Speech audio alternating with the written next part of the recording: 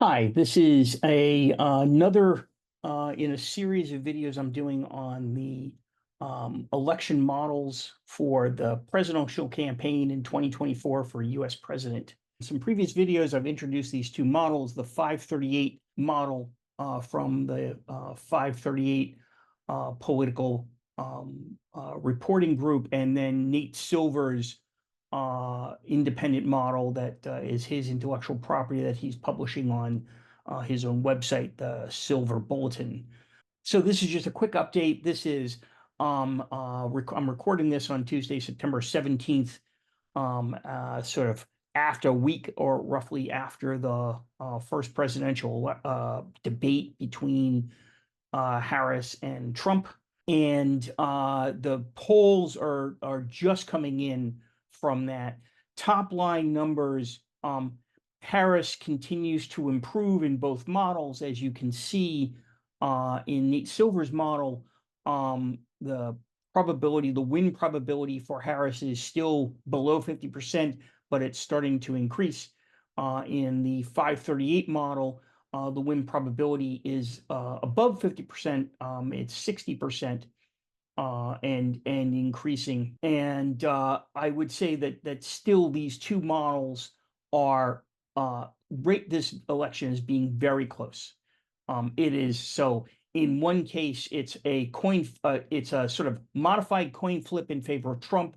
In another one, and the other one is a modified coin flip in favor of Harris. Mind you, both of these models, whichever one is on top, are closer than it was in 2016 when Donald Trump beat Hillary Clinton in what was considered a surprise result. With that, I wanted to give so a few people have asked me personally what value I find in these models, and I wanted to give an answer to that. So I find these models are valuable in three different ways. For me, just it's a way for me to make sense out of all of the information I'm getting from on TV or on in through the news on polls and different issues, the economy, the incumbency effect, all of these different issues that pundits are using to justify whatever they're arguing for. And so you'll hear, for example, that Harris is getting some positive polls out. And that's true that she's getting some positive national polls, but it is still the case that the swing states polling in the swing states hasn't happened post the debate. So, and in particular, you're starting to see there's very few. Nate Silver's model includes very few post debate polling yet. And the 538 model includes some, but those are still being incorporated in the model. They're still coming out. And the important thing is that we don't run a national we don't run a national election. We run a 50 state election that then gets aggregated somehow through the Electoral College. So one is just for my own sort of news filter and being able to understand what the news is telling me. Another one is, again, for my personal effort, what what's important? What should we be considering in terms of if I want to have any influence or put some work in politically on the outcome, is it important? And the answer is yes. Right now, it is still a coin flip as to who wins this election. And so if there's a particular desired outcome that you have, there's still work to be done. And then the final piece, and this is not necessarily for me, but for other people who are maybe providing opportunities. So I was at, for example, Get Out the Vote campaigns, Get Out the Vote letter writing and texting campaigns this weekend. And the important thing there was I live in Massachusetts.